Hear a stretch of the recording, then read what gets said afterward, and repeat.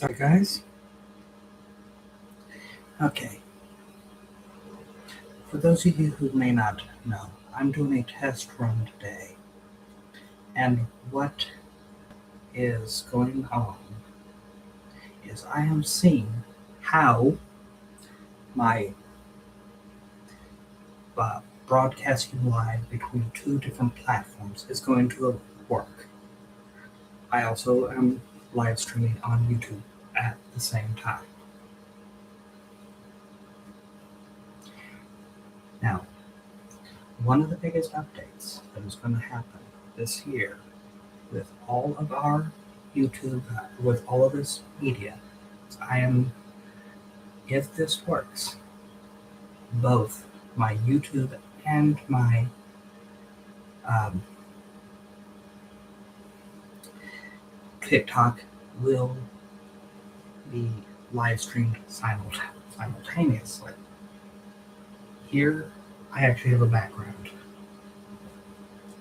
The YouTube channel, it just the walls where I'm at. Now, that being said, that means that if I do the simultaneous, the Tickfinity stuff that I have on here will not come back.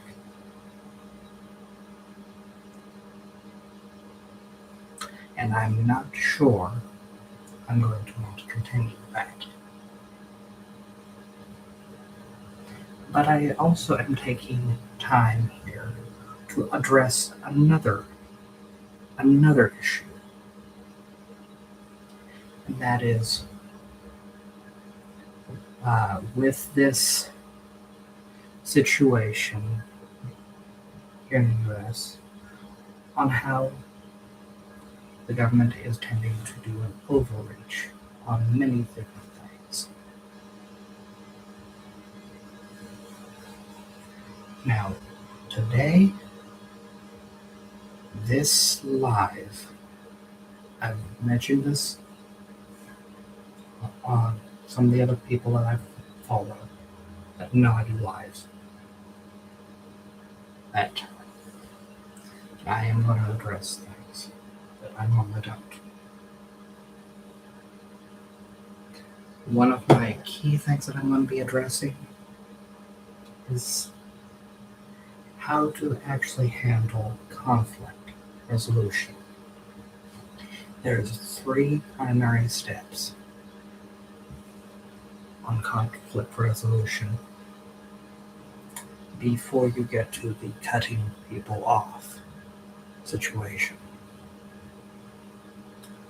The first is via private conversation between you and the other individual. Now, that is only if you feel safe doing it. If you do not feel safe doing it, you get another witness. You have somebody there that can step in if you need to. That's actually 2 steps right there. The first step is the one-on-one, and that is only if you feel safe doing that. If you do not feel safe doing that, then you go to step 2, where you have another person as a witness to the discussion. Now, you do either of those 2 well in advance of going to the next stage. The next stage would be polite public confrontation. This is where you talk to the person in an open forum, like creating a big video like this, and you're talking about them. The next, and You make it a message or not, but you have your end publicly stated.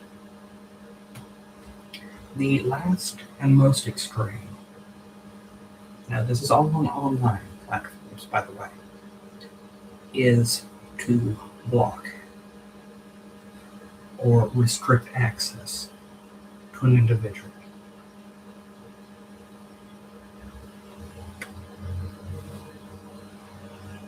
Now, I'm going to say this as kindly as I can.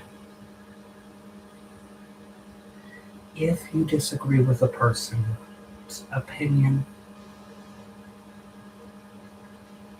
and it is not legitimately violent or vile, that typically is not good enough to support a flat out ban or block. If there's another mechanism for restricting access, fine.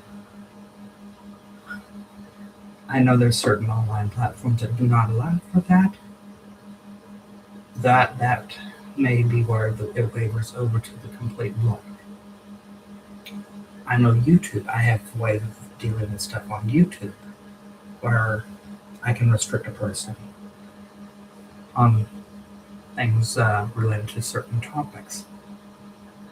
I don't know how I don't know if TikTok has that same thing.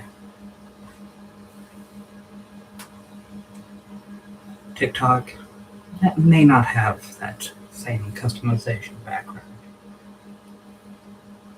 I have done a lot more on YouTube to cover these toxic individuals that do not have, how to say it,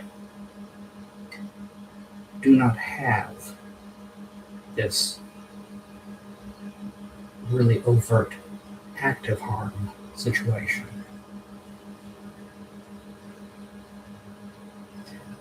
So I've found ways to tag certain things that they'll be limited from accessing. I would do that no matter what in that scenario. I don't think they have found me here on TikTok yet, but once they do, they'll probably get blocked or so.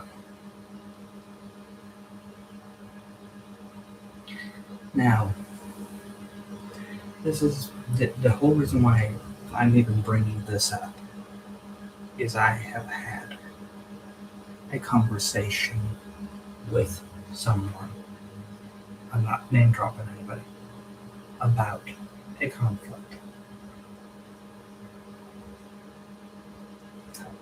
over on TikTok. I'm not name dropping because I don't feel it's my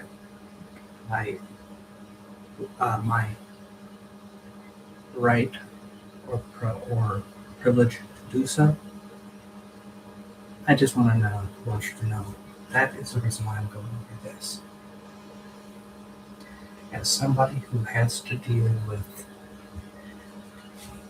these kind of things on multiple platforms, I'm not just going to sit by and not have something there recorded. And for those of you who don't know, when I actually live stream on YouTube, every stream was recorded and published.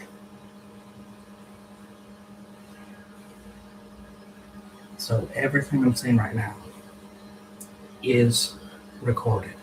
It just does not have this nice background here on TikTok. And the thing I was holding in my hand has to do with my own space heater here. Now, getting off of this serious note,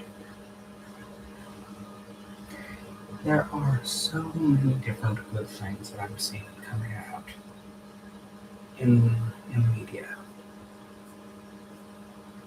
There's a few negative things, but it's not that terrible.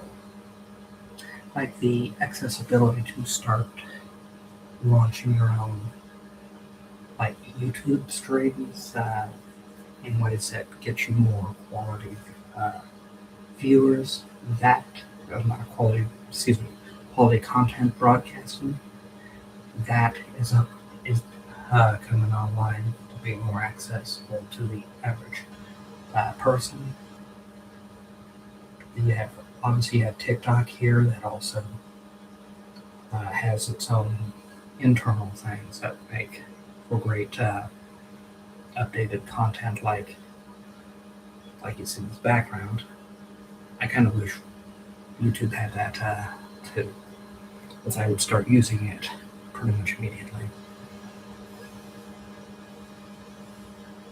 But another thing here is that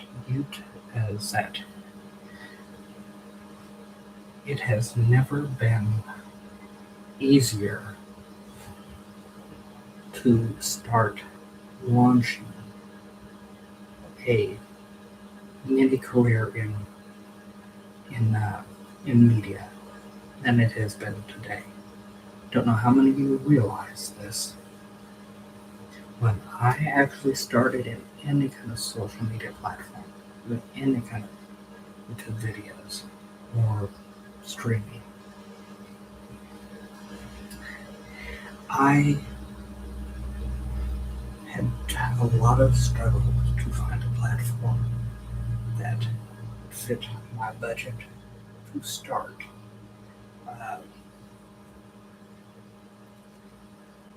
So now here you have me seeing that now I have the ability to multi-broadcast. A lot of people, when you get to that multi-broadcast situation, would use a platform outside of the would use a service outside of the platforms to actually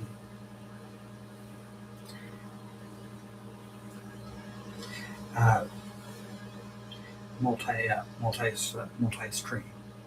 The only reason why I'm not doing that right now is my computer cannot handle it. It is an old computer. Once I get an upgrade, or save enough money for the upgrade, then it will literally go into multi-stream directly from the computer itself.